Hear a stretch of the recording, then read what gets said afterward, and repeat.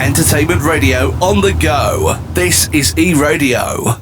It is 2 o'clock. It's time for Tech Thursday, right here on eRadio Live. And as always, joined by Clint from Anywhere I.T. A very big hello to you, Clint. Hey, Jon, how are you doing?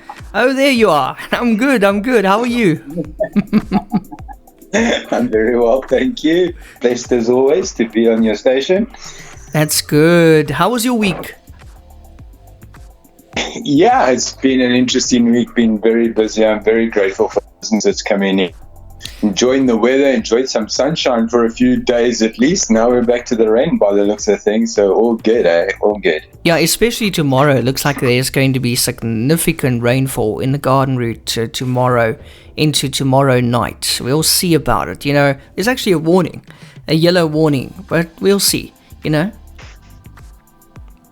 Yeah, the weather has been so not on par with what they've been predicting, so we'll see. Exactly. Now, Clint, today on Tech Thursday, we are talking about Wi-Fi. And I said earlier that we all have, well, most of us have Wi-Fi at home, but usually we've got a good connection, a fairly good connection, but the setup is not quite right. And then we have dead spots and all that kind of jazz and slow internet, but the actual connection is not faulty. So today we're talking about optimizing your Wi-Fi connection at home. Any interesting thoughts that you would like to share with us as we start? Yeah, Jon, I must tell you, when we decided on this topic, I've been doing quite a bit of research into it, and I must tell you, it's quite a fascinating topic, and there is actually quite a lot that one can do to improve your Wi-Fi performance inside your home. I found a few things, but what I'd like to start off with is just explaining how Wi-Fi works. Okay. So your Wi-Fi signal is broadcasted in like a spherical bubble from your Wi-Fi router. Every device connected to your Wi-Fi network uses a piece of that bandwidth, limiting the bandwidth available to other devices. So what each device is also doing is affecting other devices on your network. So if you've got one of your machines, for example, busy streaming Netflix, it's using up a lot more bandwidth than most other devices would use, and you would see then on your other devices how your browsing and so on would start to slow down. So there's two methods of really optimizing your Wi-Fi network, or two strategies. So one is called signal boosting, the other one is called signal segregation, and we shall get into both of those. Okay, so should I start? Signal boosting strategies. Yes. So the first thing, obviously, and the most obvious fix for optimizing your Wi-Fi network is the physical placement of your Wi-Fi router. Because your Wi-Fi signal radiates out from your router's antenna in a spherical direction, the best place to put it is in the direct center of your house. Okay, even if positioning the router centrally isn't an option, it's important that the router isn't on the floor, in a closet, in a corner, or directly next to any thick solid barriers or electronic devices. The ideal placement for a router is often in the middle of the ceiling, but anywhere elevated like a desk or a shelf would also work well. And that's because of the whole spherical, you can imagine it almost being like your router being in its own little bubble. So router placement is number one, the first thing to do, okay? The other option that you have got these days with your routers, the routers antennas are interchangeable. You can purchase stronger antennas to place on your router, which will also help a lot. You've got two different types of antennas. You've got an omnidirectional antenna, and then you've got a directional antenna. So obviously, omnidirectional antenna works very much the same as the normal antennas on the router, giving your spherical bubble, whereas your directional antennas would be used where you are forced. You've got a lot of your ISPs these days, when they come and install your fiber router, what they do is they tend to put it at the nearest point of entry. So where the ideal situation is to have your router in a central place, 9 times out of 10 it's against the wall in your garage, wherever they could find the fastest place to put it. And there, directional antennas work better because you're boosting the Wi-Fi signal in a very specific direction. Okay. So the third thing that one can do to update your to boost your Wi-Fi signal is to actually ensure that your router firmware is up to date. That I noticed when my ISPs came the other day and they came and did mine. The first thing when they started to pick up a few niggles here and there, the first thing that they did was upgrade the router's firmware. And you'll find in most instances, in most home users, the router firmware hasn't been upgraded since day one, and that is in fact causing a lot of the issues that they're having with slow internet within the houses. But Clint, be very careful updating the firmware yourself. If you don't know what you're doing, be very careful. I'm sure you've had incidents in the past where people updated their own firmware and then they ended up with a blank router. Yeah, absolutely. And a lot of people don't allow the firmware to finish. So they think that nothing's happening, or they'll go switch it off, or there'll be a power failure. And that's it. Okay, get yourself a new router, no problem. It's all good. We do supply. That's a problem. So the next option for giving you better strength in your house is power line adapters. So power line adapters are they are range extenders that make use of your power circuit. Okay, I've set up a few of these now in various houses with various what's the term that I'm looking for? So the various degrees of success. One of the problems with the power line adapters, and where most people are making the mistake, a lot of people are finding these days they're not going through the normal channels to buy their equipment and getting the pro advice that is required. So things like Amazon and Take-A-Lot become a preferential supplier, and people will buy something because it looks good, yet it won't work in their situation. And these power line adapters is a perfect example of that. You will find that a lot of times when people are wanting to use a power line adapter or a range extender that works with the power, is that where they want to put the range extender versus where their router was are on two different power circuits. And that starts to create problems. These things don't work well under those situations. But I can tell you one thing, that if you have got them on the same circuit, using those as a range extender, you can get up to gigabit line speeds if you've got the right equipment. Wow. I was going to ask you about these range extenders. And yes, you actually see them quite often on Take-A-Lot, going for about 500 Rand. And I was always wondering, how's it working? I thought it was just picking up the signal to a spot where it ends and then it just carries it on. But you say it's working with a circuit. The electrical. Using your electrical circuits. Wow. And that's why. And that's why it's important that when you are using those kind of devices, that you do put them on the same circuit. I've got a client that's on Cheeston Island, in fact, that bought one of those, and she bought a set of 3, and the first 2 work 100%. Awesome internet. The third one is on a different circuit, and we're not getting any joy there whatsoever. So one has to be just aware of that fact when you are looking at those power adapters. Now, Clint, I know you're not an electrician, but how would I know that they are on the same circuit? Do I need to go and play a bit with my DB board, or how do we know? Well, I'm no electrician like you say, but I suppose the fastest way to do that is to maybe plug something like a lamp or your phone into the 2 different circuits, put the circuit off, and see if you've got power or no power on those 2 circuits. I mean, to me, would take the most.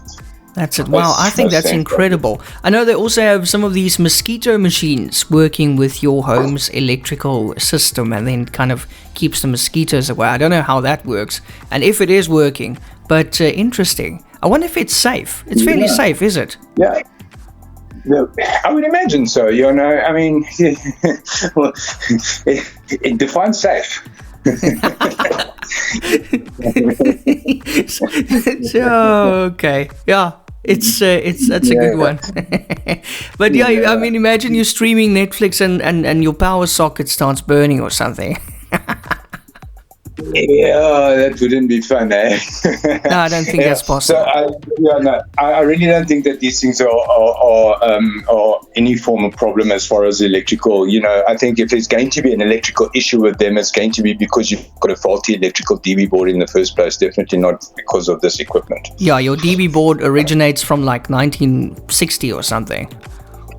Yeah, exactly that. Exactly that. Cool. What do you have next for us, Clint? What's next? So the next thing I'm going to talk about is the segregation strategy. So segregation strategies are more advanced type means of boosting your signal or making sure that you're getting the optimal performance out of your router. So segregating means you've got various means of ways of segregating. One of them is all of your latest routers come with what is called dual band. So you'll see often when you switch your router on, it says that it's got it will show you two different wireless names. It will show you a 2.4 gigahertz wireless name, and it will show you a 5 gigahertz wireless name. Okay, so the 2.4 gigahertz range is more for your older devices, and your 5 gigahertz range is for your newer devices. The thing to remember, so what you can do is all of your devices that are compatible with 5 gigahertz, you would connect that to the 5 gigahertz range, and all of your older devices you would connect to your 2.4 gigahertz range. The one thing to remember though between the 5 gigahertz and the 2.4 gigahertz is that although the 5 gigahertz range is a lot faster, it's way more limited as far as distance away from the router that you can go as far as your Wi-Fi range is concerned, and it is also way more impacted by things like walls and electronic devices that are in the way of, so if you've got your range extender in the one room and you're busy working in your other room on your 5 gigahertz Wi-Fi band, you're already losing a lot of bandwidth just purely through the obstacles in its way. I don't know if you still want to get to it, Clint, but obviously some devices are interfering with the Wi-Fi signal, and you must keep those away from them. Are you still going to talk about that exactly? What do we keep away from our routers? So, mainly electronic devices. Electronic devices will interfere with your routers. I mean, I've even picked up that microwaves, for example, interfere. And microwaves, baby monitors. What else can I name? Walkie-talkies, maybe. Walkie-talkie. But there was something else. I don't know. No, it's not a fridge. It's a microwave. Oh, these wireless telephones. Yes, cordless telephones. That's it. Absolutely. That's the one. Not cell phones. Those ones that you have linked to Telcom. Those ones. They don't like those. Yes. Yeah, they don't like those at all. I believe that just putting on a microwave while it can interfere quite significantly with your 2.4 gigahertz Wi-Fi network. I found that quite interesting. Yeah, I've never seen it myself, but I can believe it. Yeah, very interesting. And then, so the third thing in your segregating, one of the most important things is also making sure that you've selected the right channel. On our routers, most of it, especially in the South African routers, we have between 1 and 11 channels. And depending on your, if you have somebody neighboring, so especially when you're in like a complex where there are multiple networks, Wi-Fi networks in your area, and if you do a quick scan, you will pick them up. You'll see all of these available Wi-Fi networks. So those networks are all working on specific channels. Okay, a channel ranging from between 1 and 11. Now, if there are Wi-Fi networks in your area running on the same channel as what you are connected to, these can also cause significant delays or significant lags on your Wi-Fi network. I found a very, very cool free tool from Nerdsoft called Wi-Fi Info View. And it's a very small little program, and if you actually run it on your machine, it will pick up all of the Wi-Fi areas in your all the Wi-Fi networks in your area, and it will tell you what channel they are actually running on. So you can configure your router to run on a channel different to those. Yeah, very, very cool technique. I've done that before. You get various apps actually in the Google Play Store where you can kind of scan, like Wi-Fi scanners, see what they're on, the channels they're on, and then kind of pick one that is open. And that usually works, because sometimes, especially if you're in a complex and you're living on top of each other or next to each other, like really close, it can interfere with your Wi-Fi. Absolutely, if you're on the same channel. Exactly, Jan. So the channel thing is a very, very, very important one to look at. Okay, and then the third part of the segregation techniques that one can use is what they call quality of service. Now you got a quality of service. Now all of the latest routers have got a new feature called this quality of service. A lot of them prioritize the traffic automatically, but a lot of them also do it manually. So what the quality of service does is it allows you to select specific type programs or URLs and websites that you would prioritize as far as bandwidth is concerned. So, in other words, something like Netflix, for example, you would prioritize a higher bandwidth, and then lower bandwidth for browsing features, for example. That will also help you a lot with getting the best out of your router and your Wi-Fi network. Okay, well, that's interesting. I think that is about everything that I could find that I thought would be quite interesting. I was looking at the different types of routers. There's the router technology changes all of the time. We run on most of our Wi-Fi's. They call it Wi-Fi 4 still. There's an 802.11n type network, and there's a type of router that one gets. Okay, that's the Wi-Fi standard. Okay, so your 802.11n, if your router is showing that it's an 802.11n Wi-Fi 4 type router, you'll probably find that your Wi-Fi speeds on that router are between 54 megabits per second to 300 megabits per second. Once you go, and then you get your Wi-Fi 5 or the 802.11 AC Wi-Fi standard, which has become the more common one, and we're starting to see this definitely a lot more in South Africa. Those are giving you Wi-Fi speeds up to 1 gigahertz now, so that's pretty cool. Sure. And then the very latest standard that has come out is the 802.11ax, and they're calling it the Wi-Fi 6, giving you up to 10 gigahertz Wi-Fi speed. Hectic. That's pretty awesome. I'm looking forward to when that comes out. Gosh, you probably just think of a website and then it opens in your browser without even typing it in with that speed.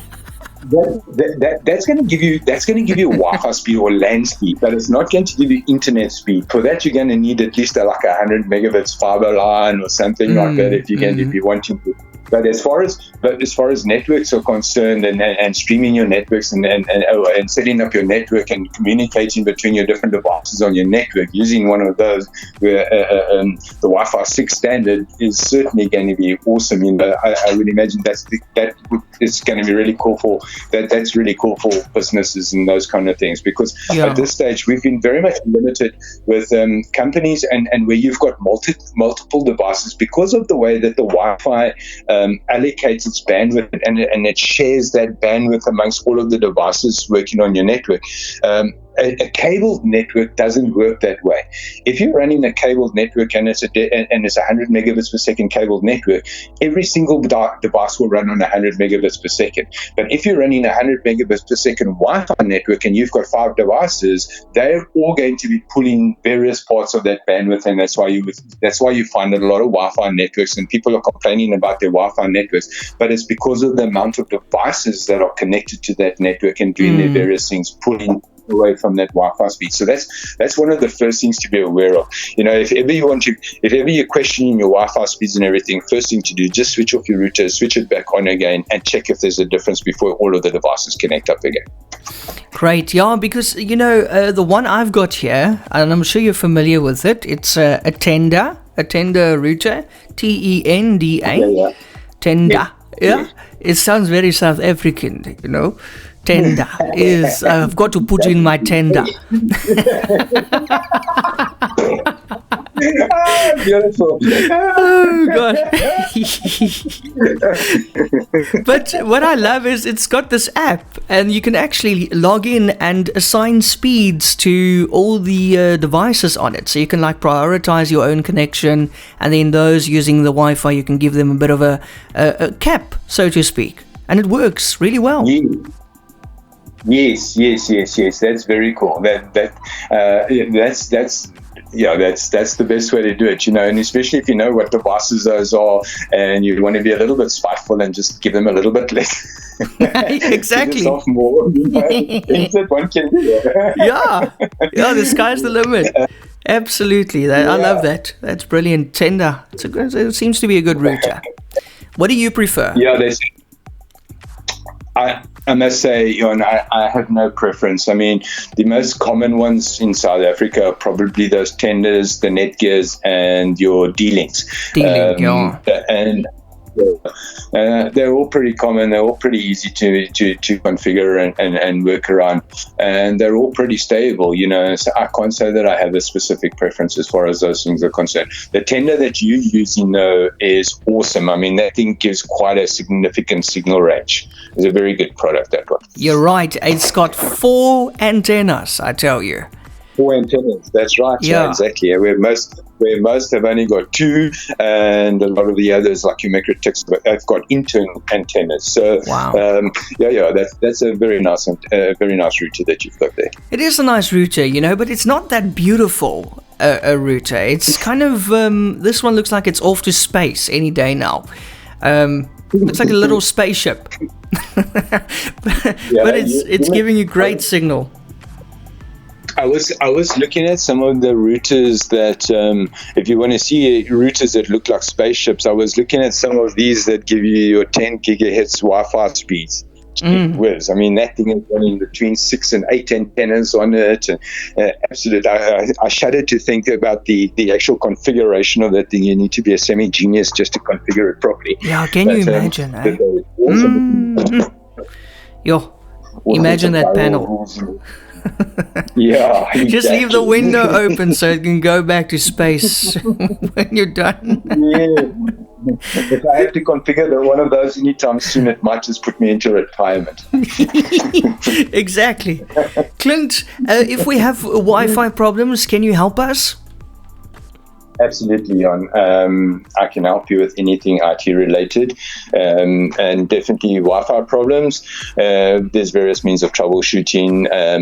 The biggest challenge with Wi-Fi problems, if it's affecting your internet, obviously our online remote support services doesn't become functional, but we can certainly guide you through multiple troubleshooting techniques to identify where the problem is and assist you on telephonically to get it back up and running again. We can certainly configure range extenders wirelessly and set up the balance of your network and set up your network remotely. That is not a problem whatsoever. As long as the internet connection is working, we can help you. That's it. And how do we get in touch with you, Clint? So, Ian, multiple ways of getting in touch with us.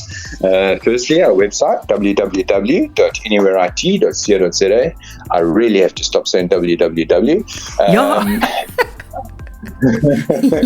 it's not necessary anymore. Yeah.